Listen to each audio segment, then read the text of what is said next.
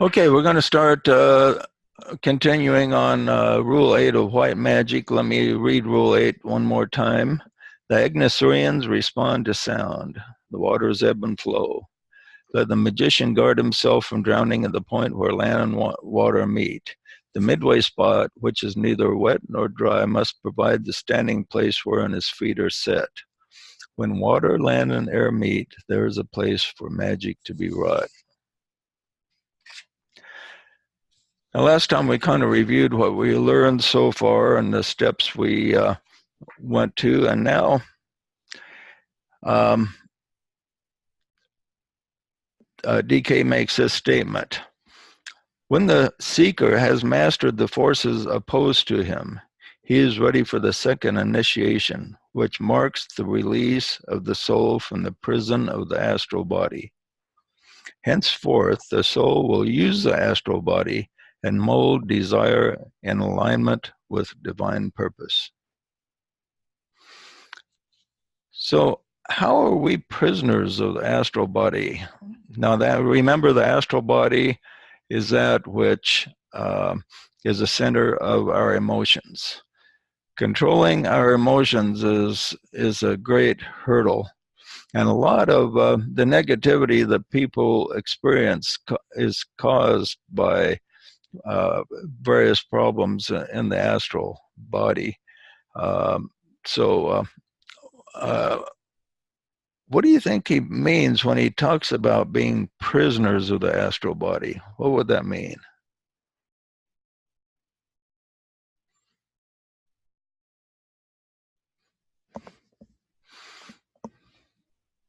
Yeah, Joshua?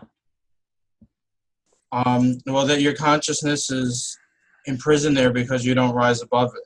That it's like if you see your consciousness going up and then the emotional stuff comes in and you're like, oh, I got to go with that. Or you wind up being responsive and or negative to it. It Yeah, stops your consciousness there and it rules you. right, that's a really good way to word it. In other words, our being too much centered and controlled by the emotions, particularly the lower emotions, anger, fear, hate, jealousy, all these things.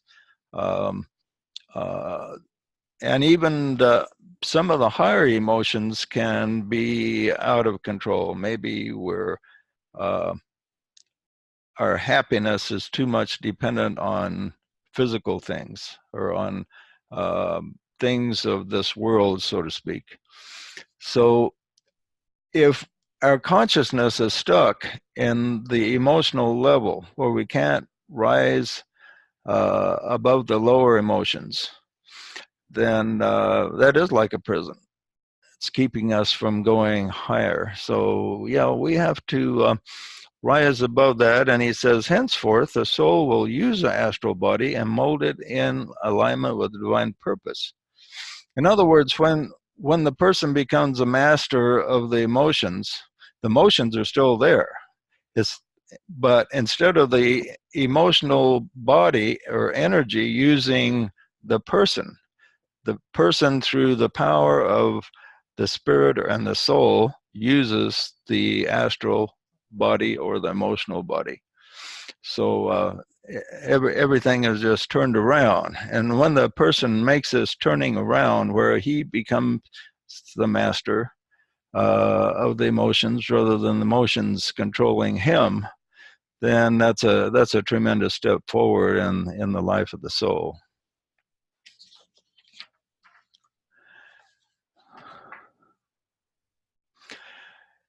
And then DK tells us it's of value for the student to know where he stands and what his particular problem is.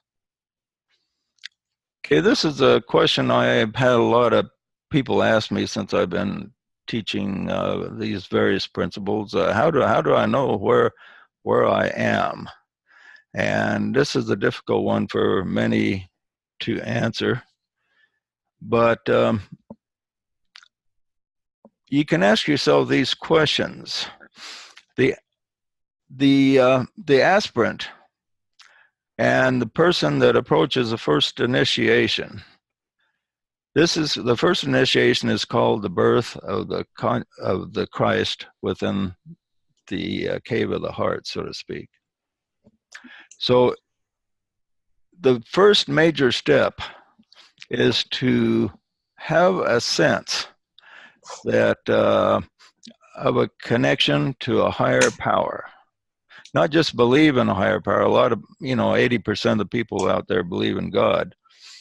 But the first question that a person wants to ask is, do I feel a connection with a consciousness higher than my own? Do I feel that? Do I feel an impetus to to move along the path, or do I feel there is a path? Do I feel there's a journey that I am taking to enter some presence, which many call the presence of God or higher self or spirit? But do I feel this? And I think probably everyone here has taken that step. Everyone here feels that they have some destiny, that they're on a journey of some type. How about you, Rulina? Do you feel you're on a journey? I'll pick on Rulina here. Yeah. When did it first occur to you that you're on some type of journey? When I was quite young, I would have to say. Exactly when, I'm not sure, but I've just always known it, I guess. Okay.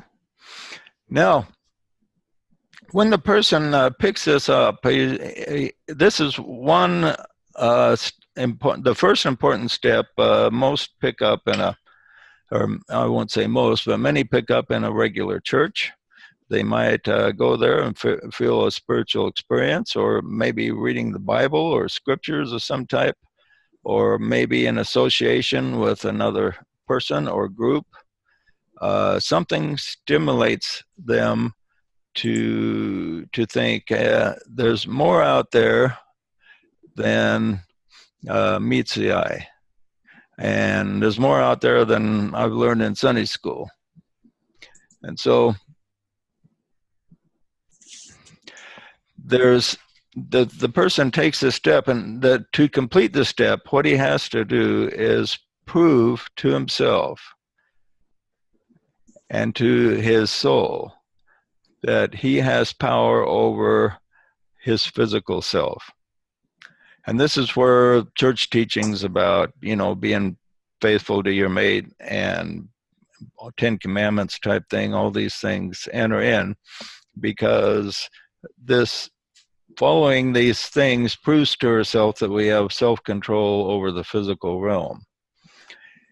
If the person decides to go on a certain diet, if he feels inspired to, then he has power to do this. If he has desire to control his physical nature, his sex nature, he can do that. These are all ingredients in the first initiation and the first great step. So we, before the person takes that step, he is what is called an aspirant. When he takes that step, then he can control his physical impulses, so that he is their master rather than them being the master of him. Okay. So what's the next step, Joshua? I bet you know what that is. Now, were you saying that was when you're able to control your physical stuff, that was becoming an aspirant, or becoming that's part of the first initiation. Yeah. Okay. Yeah, when you become an aspirant and you sense something higher, and then you work on the first initiation, and then when you become in control of your physical self, then that's the main ingredient to pass the first initiation. And one of the biggest tests of that is sex. If a first-degree initiate would have power to, say, fulfill a committed relationship, committed marriage relationship, or committed romantic relationship without betraying it. And or if he's taught a certain type of morality to follow in his particular religion, whatever it is, if he's able to follow it, then this helps him master the physical level. And he talks a little bit about this.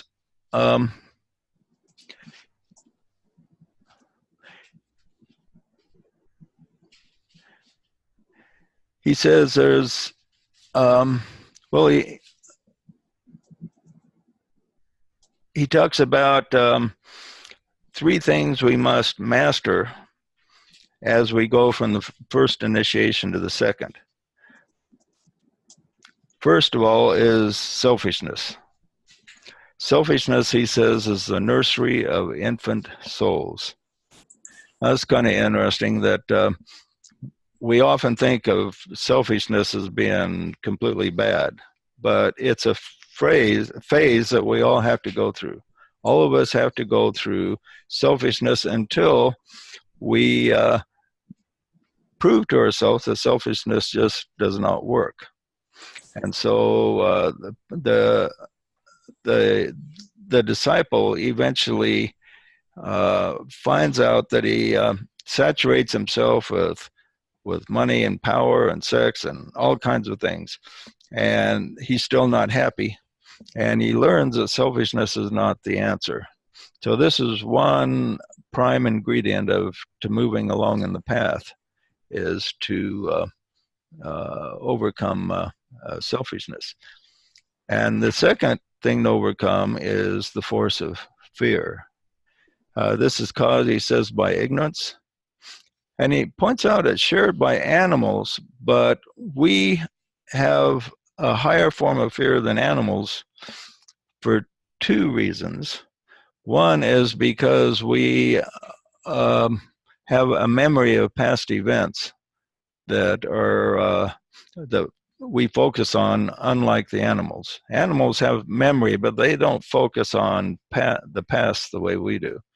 And because we focus on the past and our memory so much, this amplifies our fears. And another thing that amplifies it is our human consciousness, where our mind can take a problem and focus on it, whereas an animal, you know, it just comes and goes. When it has a problem and the problem passes, then the animal doesn't fear anymore. But with us, when the problem passes, we keep thinking, well, this could happen again.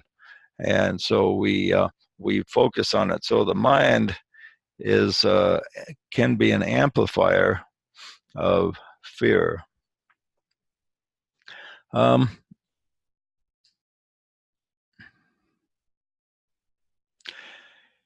He says there's one important life where the disciple assumes control of the astral battleground. He learns to choose the way of light and to see his form and all forms as custodians of light.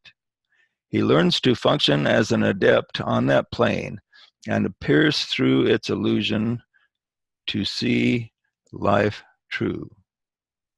Speaking symbolically, the substance of the astral plane is, he says, is animated by these three forces. And this is the next step up. So the disciple gets basic control.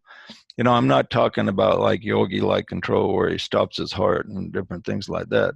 I'm talking about just basic control over the material, physical body, so he can do with it pretty much. So he becomes the master. And then the next step is to master the emotions. And the first step, as I said, to do that is overcoming selfish desire. And the second is fear. Now, to master fear, first of all, I might say that nobody masters fear completely. Anyone driving a car, and if the car is going over a cliff, well, he'll have a certain amount of anxiety, I guarantee. And Joseph Smith made the interesting statement that when God made the worlds, he made them with fear and trembling. So according to him, even God had fears when he was making the worlds. Now, this is also verified by DK. He says that fear is interwoven in the warp and woof of creation itself. Now, that's interesting, the warp and woof. Anybody know what warp and woof is? The fabric of the universe. That's right. When a weaver weaves, he weaves with one weave in one direction is warp and the other direction is woof. And the Tibetan uses those terms, that fear is interwoven in the warp and woof of creation itself. So that's kind of an interesting statement by those two individuals.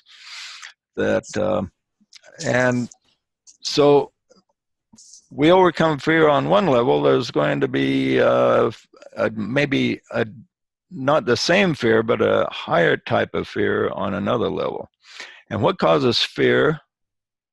It's the unknown. So why did God have fears when he created the universe? Because he was going to jump into this universe and he didn't really know how he was going to get back out of it and solve all the problems. But he had faith in himself that he was going to. Now let's say you're going to be in a play and you got an important part.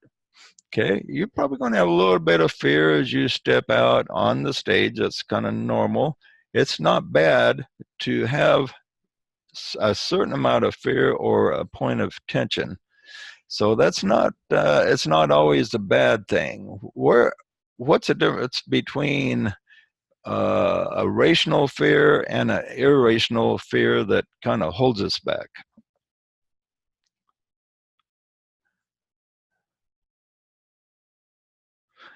Adam, I bet you could answer that. What's the difference between a rational fear and an irrational fear? Right. Say a productive and unproductive fear. Say, like if you're in a play, maybe a little bit of fear is good for you because it causes you to focus more when you're playing your part. That's a good one. What would be a bad one? If the thing that comes to mind is if you're confronted with a truth that you really don't want to think about and contemplate. It rings true initially, but then you become fearful about what the implications of that might be. And so when you resist confronting the fear, that's the most dangerous part of that's when fear really has won. Fear is fine up until the point that we don't want to confront it. Yeah, that's a good point. And then there's times when, say, let's say you want to achieve a certain goal, but you're afraid you're going to fail, and then you just don't do it because you don't want to have to face that failure. That would be where fear would be a bad thing, for instance. So a point of tension through fear isn't necessarily bad. It can cause us to focus and take things seriously, whereas a fear of failure, if it becomes so great that we don't try, then that's where fear is really a negative thing. Now, many fears are just caused by ignorance. Once ignorance is replaced by knowledge, many fears will disappear. For instance, you may fear we're going to have a hurricane tomorrow, but once you find out there's not going to be one, well, then you don't have any fear of it happening at all. So once you find out that the bad thing that you feared is not going to happen, then the fear just automatically goes. So it's good to gain as much knowledge as you can. Knowledge will often dispel fear. But because we don't have knowledge of everything, and certain things are unknown, there will be points of tension that will develop that are unavoidable. And even for God, when he created the universe, he didn't know for sure how he was going to handle everything that was going to come up. But he had faith that he could do it. AJ, I have a question about that. So, do you think either at some past creation or past universe, or a possibility in a future one, that God would be able to create it without the fear, or in the maybe fabric. less than there is now? Well, he's done that on the higher spheres. It's just in this physical plane where fear is felt by the life of God the way it is here. You know, you get some fears maybe on some other planes beside the physical, but not like the physical.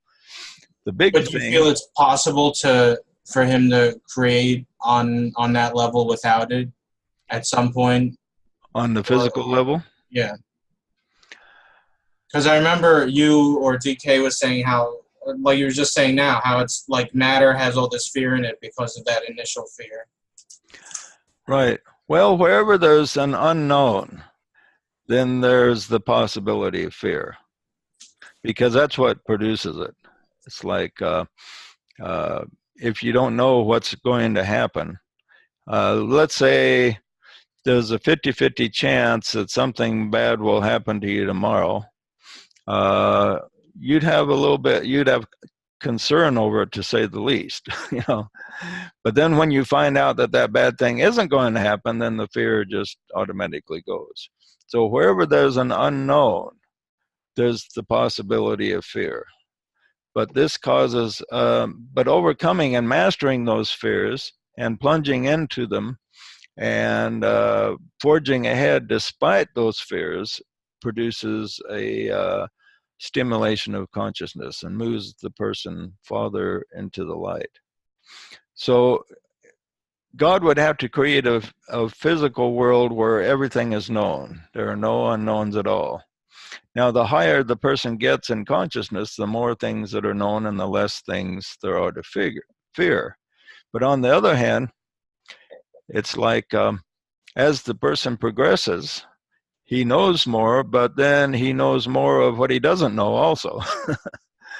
So, which is an interesting thing to think about it, that as you progress in consciousness, you actually find out more of what you do not know.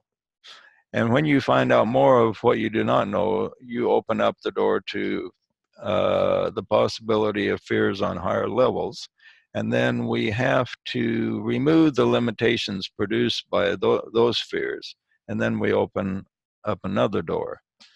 Now, on the higher levels, say if we go clear up to the atomic plane, the plane where the ideas and consciousness and the eternal now resides, then pretty much all things are known or accessible. So there's nothing to fear there. But the biggest thing that produces fear for us in this physical world is death. If you didn't have to worry about being hurt or dying, imagine how many fears could be transcended. We wouldn't fear going to jail. We wouldn't fear being hurt. We wouldn't fear anything the man could do to us if we had like powers like the Christ. Or remember one time they tried to throw him off a cliff, and he just the scripture just says he went through their midst. Exactly how that transpired, we can only imagine, but apparently he was able to escape them. So, and then of course Peter was put in jail, guarded with 16 guards, and had chains on his hands and feet, and he was able to still escape. So imagine if we had complete control over the physical. There would be very little or nothing on the physical plane that scares everybody else, so that could bring fear into a disciple. And of course, one of the things that really overcomes fear is the connection to spirit, because when you receive from a higher level, it brings great comfort even in the midst of fearful conditions.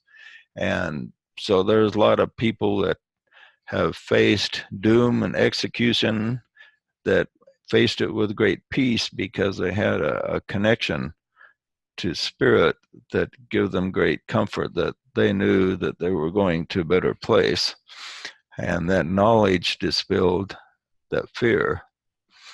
And so the force of fear is really great, and this is a power the dweller uses, especially, he says, with second-rate disciples. Second-rate disciples are those that are focused on the love energy. Now, the first-rate disciple is focused on the power and will, the father energy. And then the third-rate disciple is focused on the Holy Spirit energy, intelligence and matter. And each one of these, he says, the dweller has a different approach with. And the main approach of the second-rate disciple is through fear. I recall reading sometime that fear can be interchanged with the word respect. Does that make any sense? Yeah, well, a lot of ministers preach that where it says fear God, it means just is the closer word is to respect God. And so that might be where that comes from. I've heard that interpretation a number of times. But yeah, you can, if you fear somebody, you're going to give them quite a bit of respect, that's for sure. He says the crystallized thought form of intellectual achievement. Oh, for most, he says the second rate concentrates on, the dweller will concentrate on fear. And then power and ambition will be what the dweller uses to try and trap the first rate disciple, that he focuses on the power and will of God. And then for the third rate disciple, he says the crystallized thought form of intellectual achievement for selfish ends, the use of knowledge for personality objectives, stand before the portal of the path in the case of the third rate person. Now, is that for the third, the personality ray or the soul ray that he's talking about? You think? It would be the set of rays that's strongest influence out of the three. Okay, you have the three primary rays, and the dweller works through one of these three primary rays. Now, the first ray you have connected to that is 1, 3, 5, and 7, and then the second ray 2, 6, and 4. But the dweller will work primarily through one of these primary rays, and each one of us will be influenced more by one of these rays than the other when we look at the whole package. But when he speaks of these rays, he's probably speaking of the ray the actual monad is on, it would be my guess. But he doesn't explain it, but I would imagine that you look at your whole polarity. If you're polarized more in ray, you're either polarized more in ray 1, 2, or 3 will be your polarization. But he points out we all have ingredients of all the three primary rays that play within our being. But there will be one that'll stand out more than the other. So you might think, am I controlled more by willpower purpose, by love and wisdom, or by knowledge and personality objectives and money and that type of thing, and business type. So what pulls on me the most of these three things?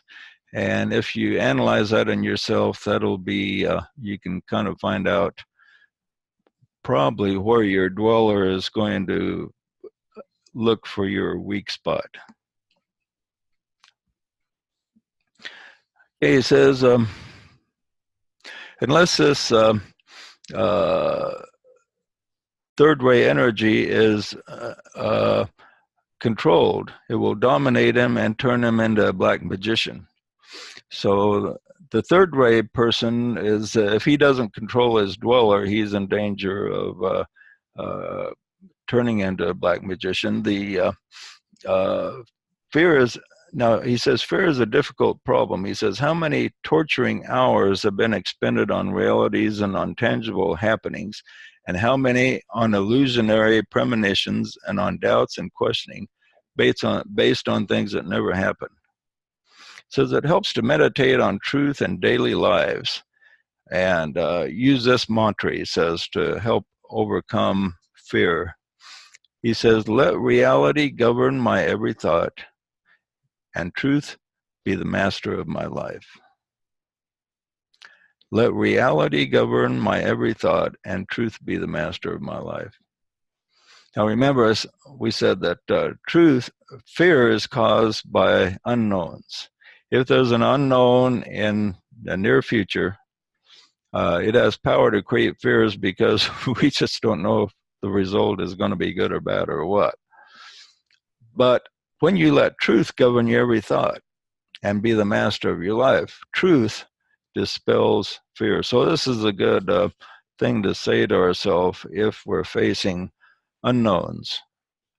You don't know what's going to happen tomorrow or the next day or next month, and you kind of have a lot of concern over it. Seek to have the truth manifest so it's no longer an unknown.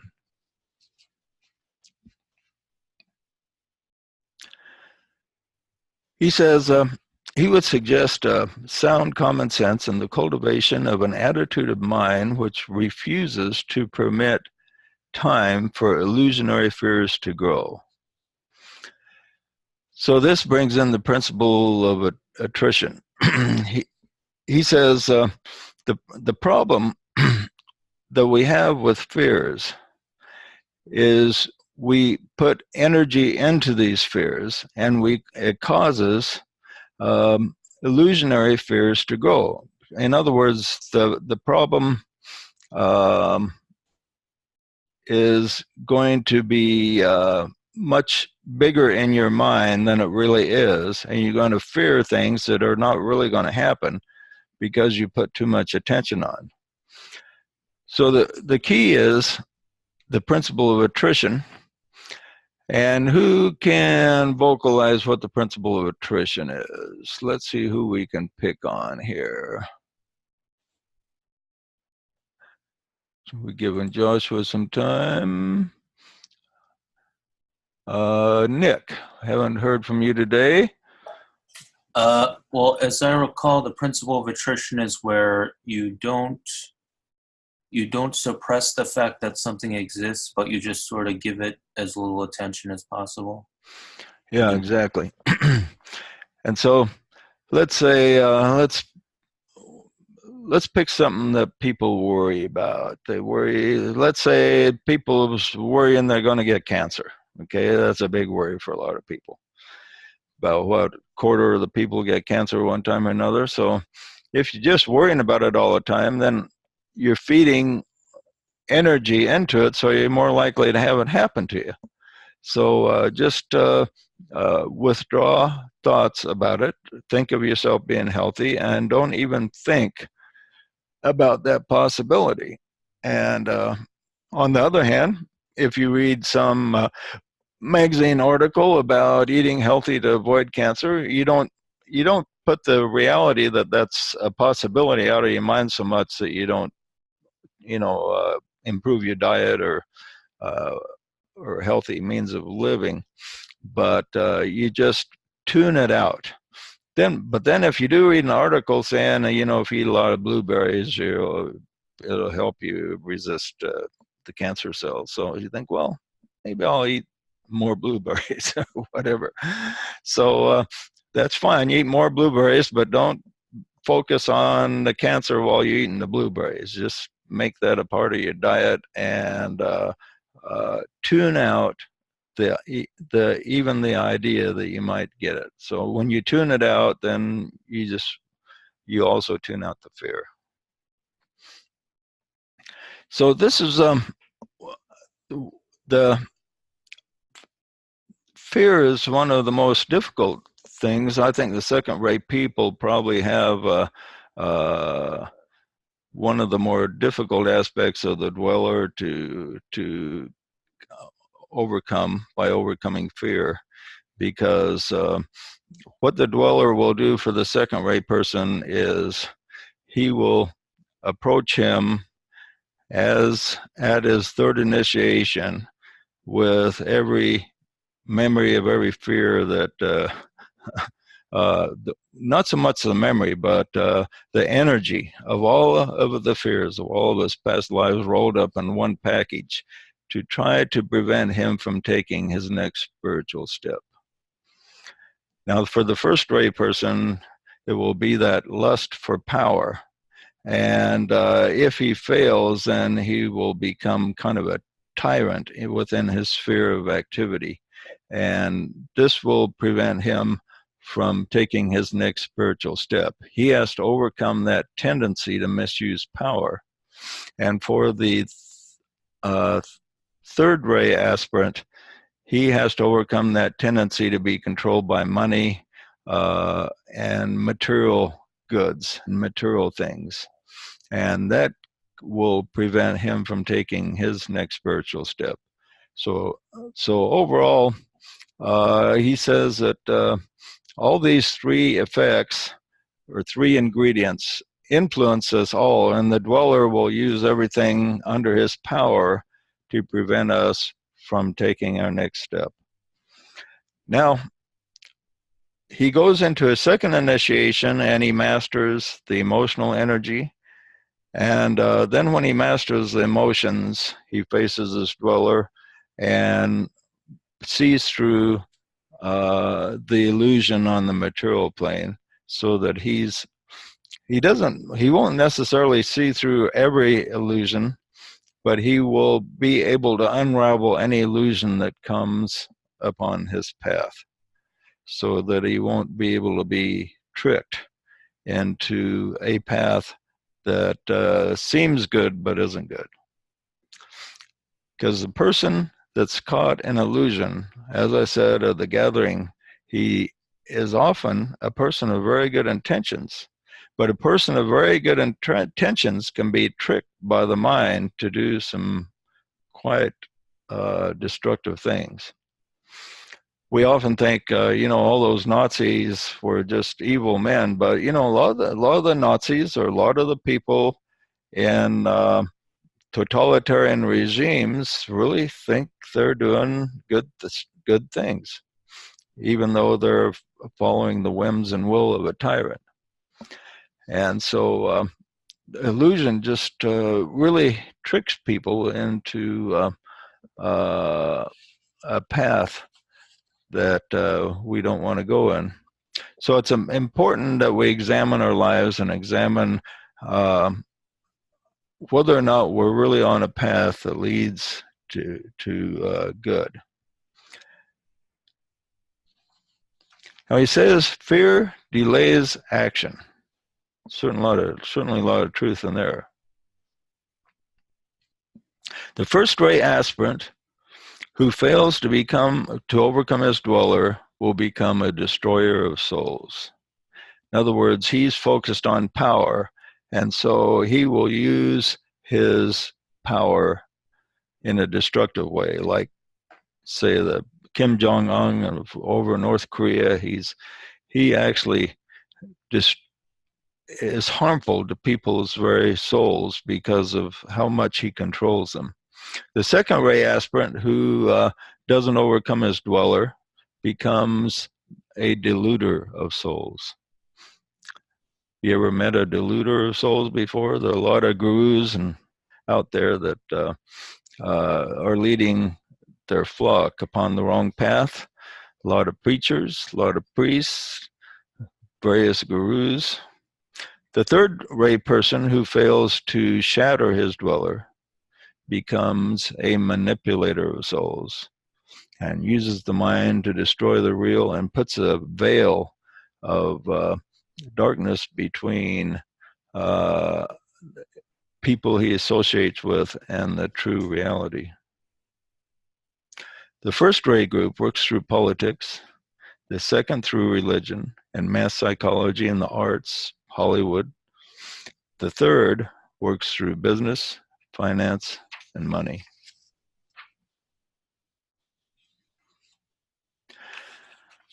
We're talking about the ray of the monad.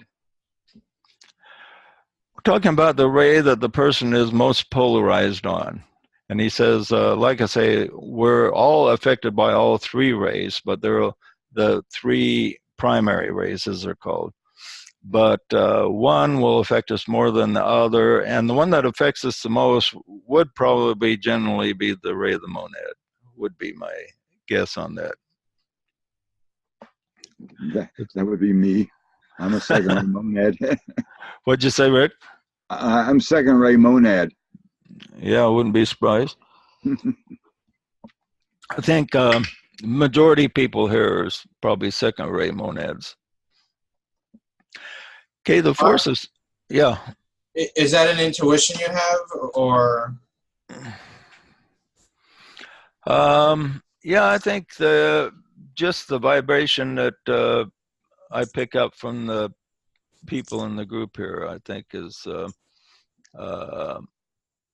the monad is perhaps a second ray, but there's also strong fifth ray in people that are attracted to what I teach, because it takes a certain amount of mental energy to kind of glom on to the things that I give out, because the things that I give out are not, not very related to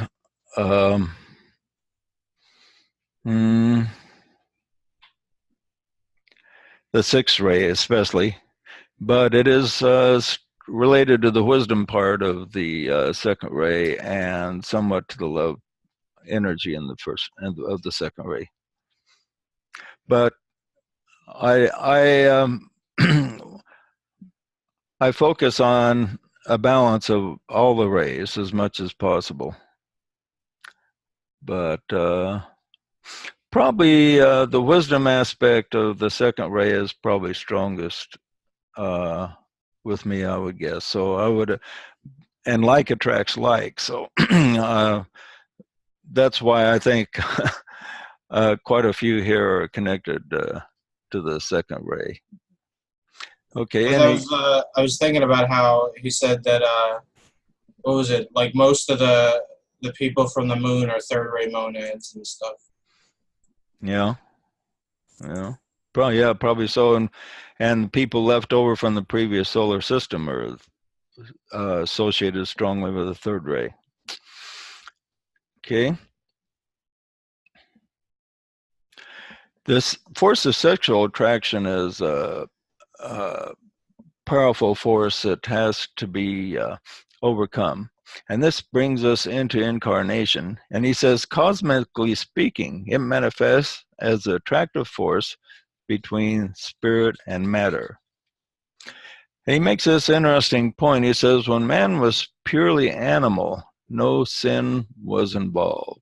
Sin came into the world when astral desire was added. And then the force of mind, he says, creates more problems. Now think of that. In just those focused on the pure animal nature, no sin is involved with sex. You ever watch animals, out there having sex? They're, first of all, they have no qualms about doing it with anybody watching, unlike most humans. And So they just are completely not self-conscious about it at all, and because they have no self-consciousness about it, there's no sin involved, even if they do kind of weird stuff. So there's no guilt, no sin, no nothing involved with their consciousness. But then he says that sin entered in when desire entered in. So when we begin to focus on desire in connection with a sexual energy, he says this brings in the possibility of sin, so to speak. And then he says when the mind enters in, it amplifies things and creates more problems. And it kind of made me think of the new development we have of sex robots that they're creating.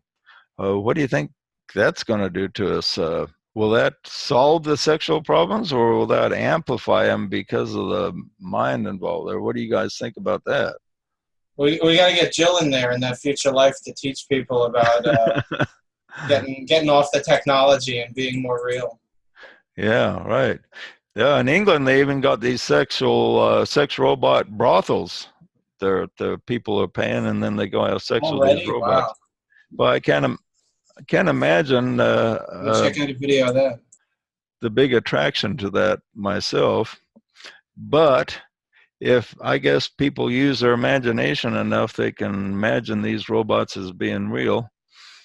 And I think that will complicate things and create perhaps sexual problems that have to be mastered that we haven't even had before. And then it'll even become worse when they make the robots or androids so human-like that you can't even hardly tell the difference. That will create an even greater problem. Okay, so the dweller then uses everything at its disposal to try to keep us from taking the next step. And when we're faced with a fear, and fear affects everyone to a degree, and when we're faced with our fears, do everything that we can to gain more knowledge and understanding and dispel the potential mystery. And also, it's going to take a certain amount of courage. Sometimes you have to go into the unknown, not knowing if you're going to be live or die, or be hurt or not hurt. Sometimes you just have to take that step, and knowing that you're plunging into the unknown, and it takes a lot of courage to do that at times. But the disciple sometimes has to take a chance or so. Okay, let's see where we are. Oh, that's about, our next section will be on the ebbs and flows. There's ebb and flows of all things. And looks like we're out of time, so that's the next major section that we'll talk about next. Everything goes in cycles. We have the dark night and day, and all these cycles will manifest. And this is will be the next thing we'll be talking about. Let's end, since everybody, so many are in need of a spiritual jolt and more energy. We'll end with a song of eternal life. Not all of you have it memorized, so let me, I'll say a line and pause, and then you repeat the line in your mind and visualize its effect. We thank you, Father, Mother, Spirit, for the energy of life which streams from universal source to us.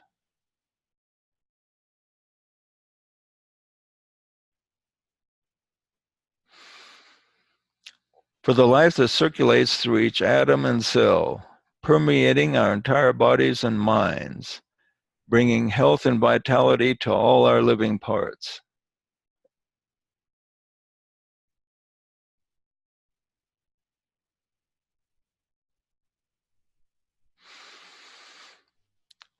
We bask in this life. We feel the life.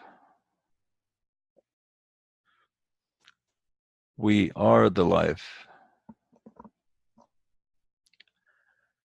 The life which knows not corruption. The life which makes all things new. The life which always is. We feel the life from our toes to the top of our heads and give thanks for its abundance. We praise and love our bodies and all their parts for receiving this life and spirit and source. We praise body, mind, soul, and spirit for receiving without ceasing.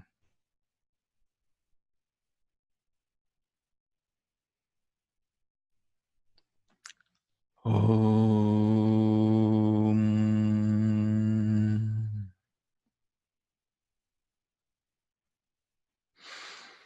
Amen. Okay, great to have you guys with us. Any comments or questions before we wrap it up?